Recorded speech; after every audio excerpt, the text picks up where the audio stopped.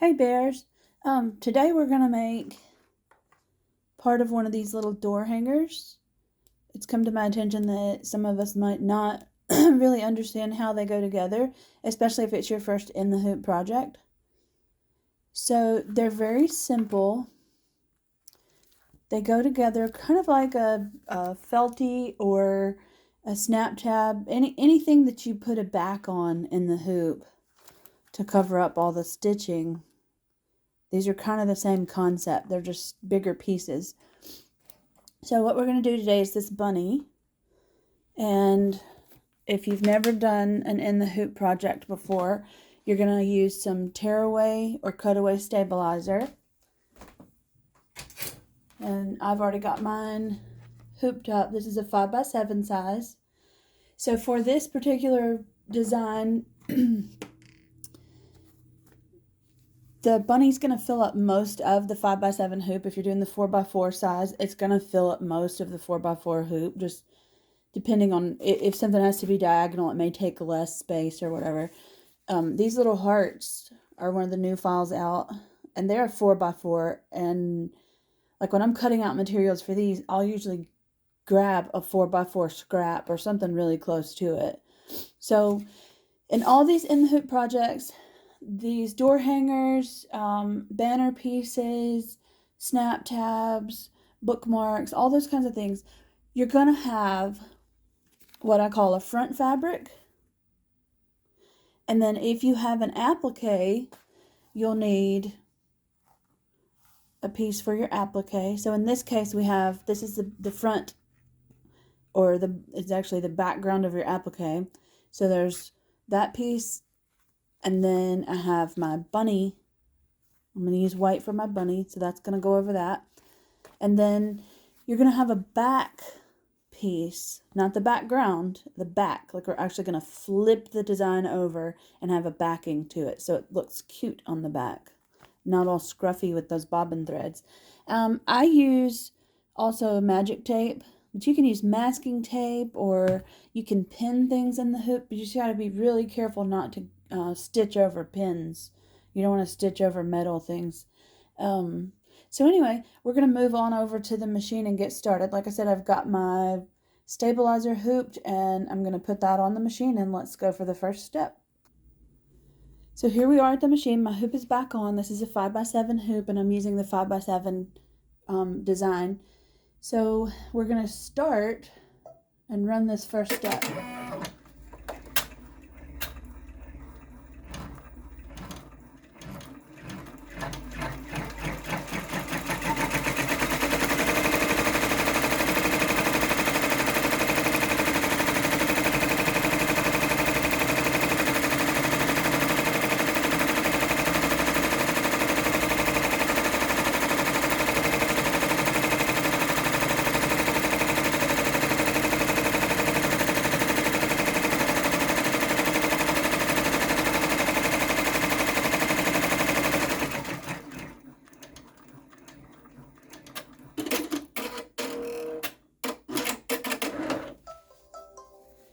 So what we've done here, this is called a placement stitch. And it's showing you exactly what it says, where to place your next piece. So this is my vinyl that I chose for the front, or the background of the applique. And I'm going to put this right over that placement stitch and make sure there's enough of it to hang over the edges of that stitching. Now, you can use a little bit of tape at this step. You may not have to. My vinyl is curled just a little bit, so I'm going to do that just so it doesn't pop up and catch other threads while it goes by my needles. We're going to run the next step. It's another placement stitch for your applique piece. So here is the placement stitch for the applique. And remember, I said my bunny was going to be white, so I'm taking my white vinyl. You can use fabric for this applique if you want to. It is going to be finished with a satin stitch. And I'm going to place this right over just like we did the background fabric. And I'm going to tape and tape And then we're going to run another step that looks just like the one we just did. That's called a tack down. That's what's going to hold this vinyl in place.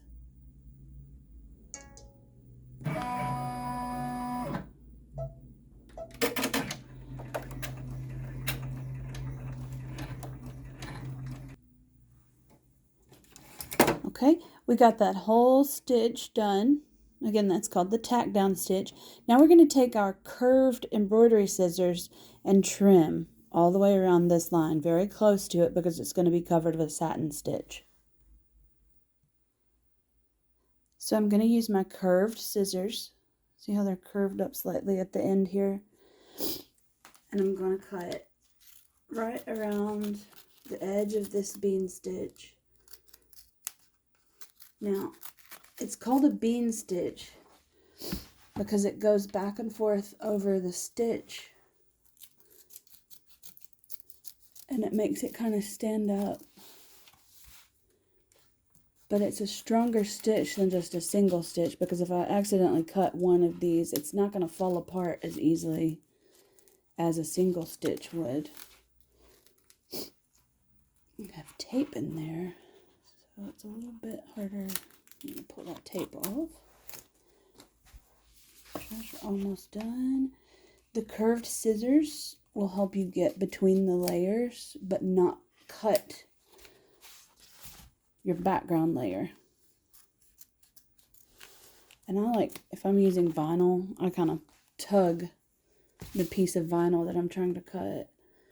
Now see if I can get it in there. This needs to be trimmed because my satin stitch may let some of that show on the edge, so it'll make it look kind of raggedy. So I'm going to get in there and really trim it good. Now, you need to have sharp curved scissors. And some people use what's called a duckbill scissor. That really helps you not tear up your item underneath when you're trying to cut that. But sharp curved scissors are an investment that you need to make if you're going to be doing embroidery and applique. You'll feel a lot better about your finished product. Okay, let's go back and start the details. Okay, I've placed my hoop back in the machine, and I'll pull it out here to show you one more time. You need to make sure when you take your hoop out to trim appliques that you put it back in the same orientation. Now, I don't think on a single needle you can really mess that up, but on a multi-needle I could flip this hoop around and have it in the other direction, and then my stitches won't line up. So just be aware of that when you're doing this. So now we're going to run the satin around the edge of this applique, and we're also going to run all the little details for the face.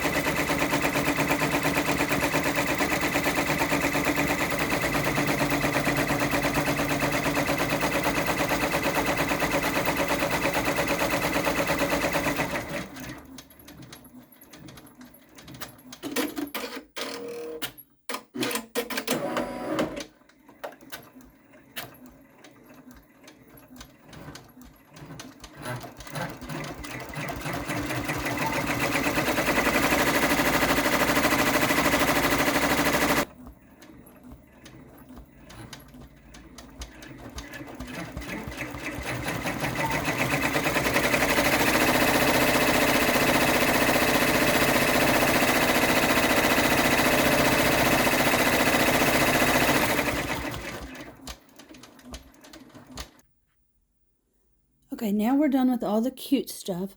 So the very next step are the circles that are going to stitch out, and those are going to show you where to put your hardware. So let's stitch those.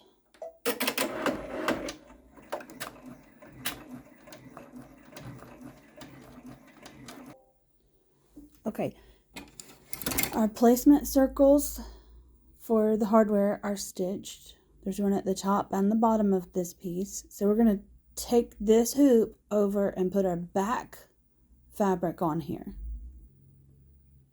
Now it's really important, do not unhoop your project. Don't take your hoop apart and pull this out. Just flip the hoop over on a flat surface and then take the fabric that you've picked for your back.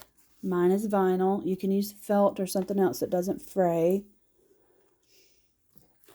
And I'm just going to tape this over all of this area. Make sure there's some around the edge.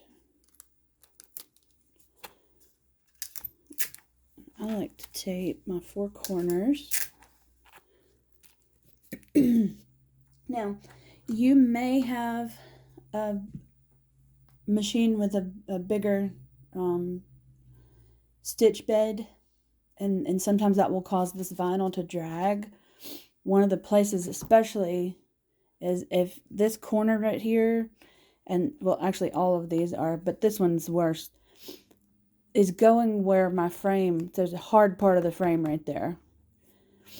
And sometimes that will make it too thick. So I'm going to cut that corner, and that might be a helpful tip for your machine if it drags and makes your stitches look bad. Cut that out of there, because see there's a little bit of flex here where the stabilizer is, but there's no flex where this hard part of this hoop is. So anyway, that's just a freebie tip there. And I like to do my edges too, because sometimes this can get caught on the machine bed and like pull. So we're going to take this whole thing, turn it back over, and then we're going to put it back on the hoop in the right direction, and we're going to do one last outline stitch. And it's going to hold all this stuff together. Now I've got this back on my machine, and I've been really careful when I put it on here to make sure that that layer of vinyl didn't catch on something under there and pull off. You want it to remain flat just the way you taped it on.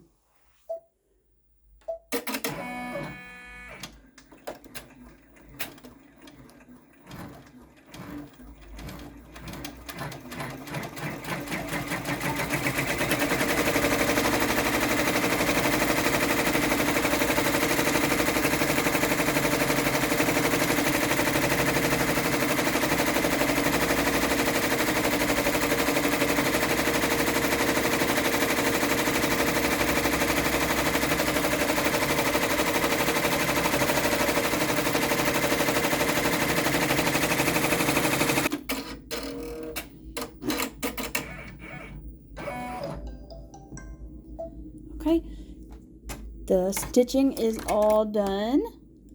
That's exciting. Now we can take this off and pull it out of the hoop, and we'll move to the cutting table and cut. Okay, here we are. Let's pull the hoop apart, and you may have some tape stuck in places. Just go ahead and pull all that out. And we're going to cut right outside this line. We're not going to cut right on it because we might make the pieces come apart. Now, I cannot emphasize the importance of good sharp scissors enough. They're going to make, you don't want to spend all your time on a project and then use some cruddy scissors and cut out and it looks bad. I mean, you've done some great work here.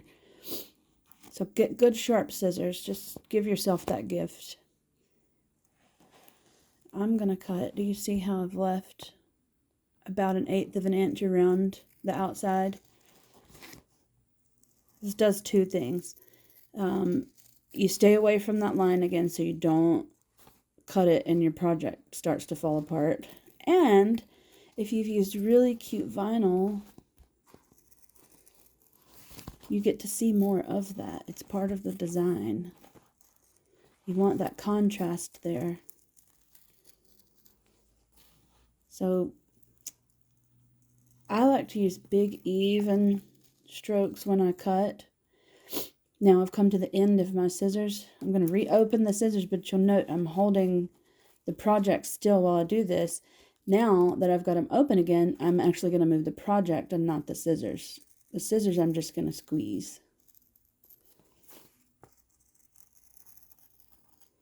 Time to move the scissors again. Now I move the bunny. And you just continue until that's done. Okay, that's your piece put together. Now you're going to cut a hole here and a hole here, and you may have a favorite tool to do that. You may have a hammer and a hole punch, or you may have a hole punch that you squeeze. Whatever you do, that's fine by me. And then you can use all kinds of fun things to put these together. This one is just put together with a piece of ribbon. Now I usually use a 3/16 hole punch to cut my holes, and so my ribbon fits through nicely, but it also still kind of holds. So like you can wiggle it and it'll slide a little bit, but it's not just going to completely fall off. You can make knots to hold these in place. You can add bows.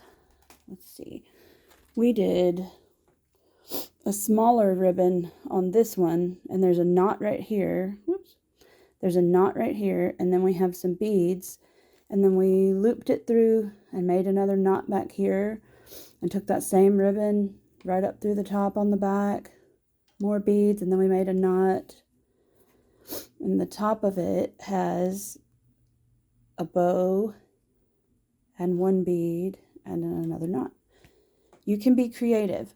This piece goes together the same way the bunny rabbit piece went together. We did a background, and then we did an applique piece, and then all these details are going to stitch together. And then you'll have the holes, and you'll put on the backing fabric just the same way. So we'll have a lot of these pieces come up because we are going to do lots of door hangers, and I can't wait for y'all to see everything. All right, have fun and happy stitching.